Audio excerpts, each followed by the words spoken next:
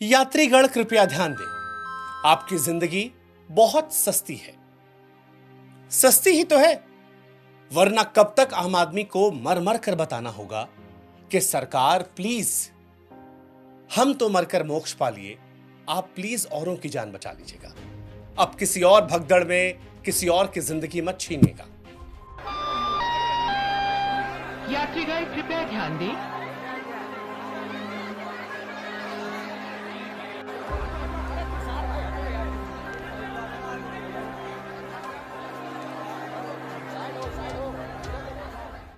हां, सस्ती ही तो है, तभी तो पूरे देश में सबको पता है कि 50 करोड़ श्रद्धालुओं ने गंगा में डुबकी लगा ली।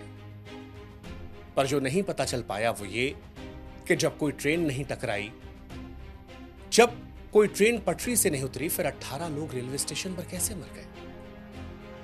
रेलवे का बयान सुनिए तो ऐसा लगता है कि सारी गलती तो लोगों की है, रेलवे का कोई दोष नहीं। रेलवे के हिसाब से तो भगदड़ भी नहीं हुई थी, ना प्लेटफॉर्म बदला गया था, ना ट्रेन कैंसिल हुई थी, ना अधिकारियों की गलती थी। गलती तो आम लोगों की थी। वो लोग जिन्हें कुंभ नहाकर मोक्ष पाने संगम जाना था, वो देश की राजधानी के सबसे वीआईपी स्टेशन पर सिस्टम, सरकार की बदइंतजामी और लापरवाही के हाथों प्लेटफॉर्म पर ही मर गए। बड़ी हैरानी होगी ये बात जानकर, हैरानी होगी आपको ये जानकर कि प्रधानमंत्री आवास से नई दिल्ली रेलवे स्टेशन की दूरी महज 5 किलोमीटर है, समय केवल 20 मिनट।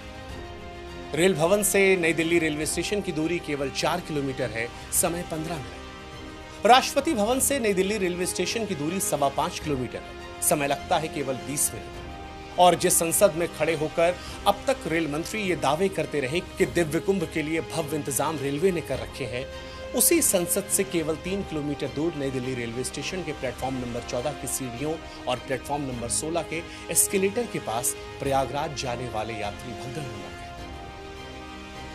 सबसे हैरानी की बात यह है कि यह हादसा किसी कस्बे के छोटे स्टेशन पर नहीं हुआ है। यह भगदड़ किसी गांव से हॉल्ट के बाहर नहीं हुई है। यह मौत की चीखें किसी दूरदराज के प्लेटफॉर्म पर नहीं उठी हैं। रेल मंत्री जी, आपकी नाक के नीचे देश की राजधानी नई दिल्ली के सबसे वीआईपी रेलवे स्टेशन पर यह सब कुछ हुआ है, जिसे आप और आपका रेलवे भगदड़ तक बांधने में 3 घंटे लगाता रहा। जनता की मौत पर बचाव का लिजलिजा, बदबूदार काला कंबल, सफेद लिहाफ लगाकर देने की कोशिश रेलवे ने शनिवार रात कैसे की, ये जरा आप देख लीजिए। हजारों यात्रियों को संभालने का इंतजाम था नहीं, और मौत होने के बाद स्टैम्पैड के पर्यायवाची रूप रेलवे के लोग खोजते रहे। सबसे पहले कहा गया कि ये एक अफवाह है, र्यूमर, ऐसा तो कुछ हुआ नहीं। इसके बाद कहा गया नो स्टैम्पेड। थोड़ी देर बाद बयान आया स्टैम्पेड जैसी सिचुएशन है। फिर एक नया तुर्रा आया कि भाई साहब भीड़ बहुत ज्यादा है, लार्ज क्राउड। उसके थोड़ी देर बाद ह्यूज रश, और आखिर में सिचुएशन अंडर कंट्रोल बताकर वीडियो दिखाकर 18 मौत को सन्नाटे में दबा देना चाहा। लेकिन रेल मंत्री साहब, सब कुछ पावर पॉइंट प्रेजेंटेशन से नहीं होता है। सभी को पता था कि 2 हफ्ते से वीकेंड पर कुंभ के लिए प्रयागराज जाने वाले भक्तों की संख्या बढ़ जाती है। सभी को इस बात की खबर थी कि रेलवे स्टेशन पर बहुत सारे श्रद्धालु लगातार ट्रेन में किसी तरह भरकर, किसी तरह ठूस कर टॉयलेट के पास बैठकर संगम नहाने जाते हैं। सभी को इस बात की जानकारी थी कि शनिवार शाम से नई दिल्ली रेलवे स्टेशन पर बहुत सारे लोग जुड़ रहे हैं। लेकिन पावर पॉइंट प्रेजेंटेशन देखकर खूब चर्चा में रहने वाले रेल मंत्री साहब, जो रेलवे में छोटी से छोटी और बड़ी से बड़ी चीज को रील बनाकर प्रचार कर देते हैं, न जाने शनिवार रात रेल मंत्री और रेल मंत्रालय कहां पर थे, जो पूरी व्यवस्था नई दिल्ली के रेलवे स्टेशन पर जनता को कुचलने, जनता को दबने के लिए छोड़ दी गई थी। अब मंत्री जी को कौन समझाए कि जांच से सरकारी आंकड़े जरूर दिख जाएंगे, लेकिन जो नहीं दिखाई पड़ेगा वो ये कि मरने वाले इंसान थे। वो किसी के बाप थे, किसी के भाई थे, किसी के पिता थे, किसी की मां थी, किसी के बेटे, किसी की बेटी, किसी के परिवार की आखिरी निशानी, तो किसी की जिंदगी की पूरी कहानी। लेकिन इस देश में जाने बहुत सस्ती है, और जाने कितनी सस्ती है जानने के लिए आपको बहुत दूर नहीं जाना है। इसी सदी से देख लीजिए, 2003 का नासिक कुंभ होता है, दर्जनों लोगों की जान जाती है। आम आदमी को लगता है कि शायद सरकार आगे से बचा लेगी। फिर 2010 हरिद्वार में कुंभ होता है। भगदड़ में 10 लोगों की जान जाती है। सबने सोचा कि आगे देश में सरकारें संभाल लेंगी। 2013 यही प्रयागराज, तब नाम इलाहाबाद था, कुंभ का मौका था। रेलवे स्टेशन पर भगदड़ होती है, 43 की मौत हो जाती है।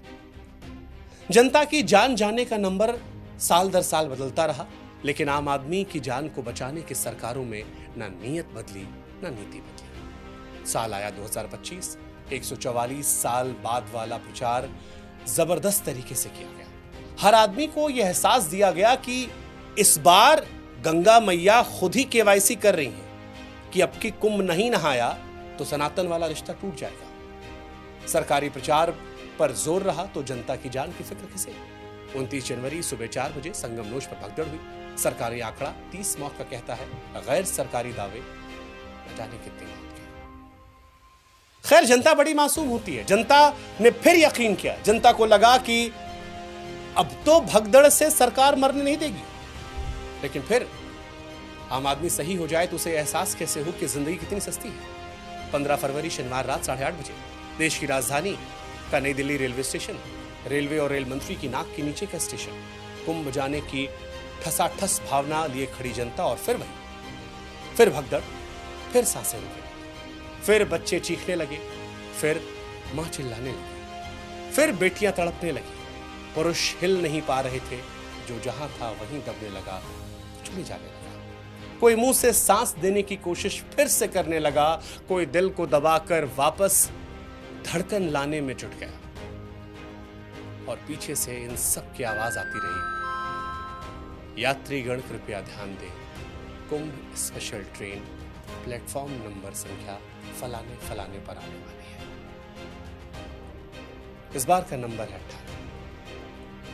ये नंबर आम आदमी की मौत का है।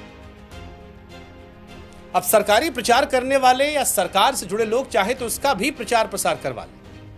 शर्मनाक वाहवाही बटोर लें कि 144 साल के कुंभ के मौके पर 2 बार भगदड़ का यह घटिया संयोग है। कुछ भी हो सकता, पर यह कैसे यकीन दिलाएं खुद को, और यह कैसे ना पूछें कि कैसे यह संभव है कि हर दिन जब सबको पता है कि करोड़ों की भीड़ प्रयागराज जा रही है, तब रेलवे ने दिल्ली से जाने वाली भीड़ के लिए कोई तैयारी नहीं की। क्या हर बात को षड्यंत्र साजिश कहकर टाला जा सकता है? सरकार कह रही है जांच कमेटी बैठाएंगे, जितनी बड़ी ट्रेजेडी उतनी बड़ी जांच कमेटी। जांच कमेटी से रिपोर्ट आएगी, रिपोर्ट पोस्टमार्टम की भी आएगी। पोस्टमार्टम की रिपोर्ट आएगी तो जानते हैं क्या लिखा होगा?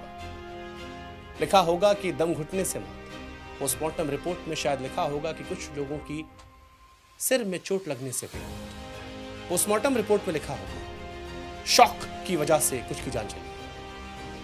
लेकिन क्या पोस्टमार्टम रिपोर्ट में कहीं लिखा होगा कि रेलवे के अधिकारियों के नकारेपन में जनता खत्म हो? नहीं लिखा होगा कि हजारों लोगों को संभालने के लिए जितने इंतजाम होने चाहिए थे वो नहीं थे। यह दावा है कि हर घंटे 1500 जनरल टिकट काटकर जनता को बस किसी तरह स्पेशल ट्रेन का प्रचार दिखाकर उसके टॉयलेट में बिठाकर भेजने का इंतजाम था।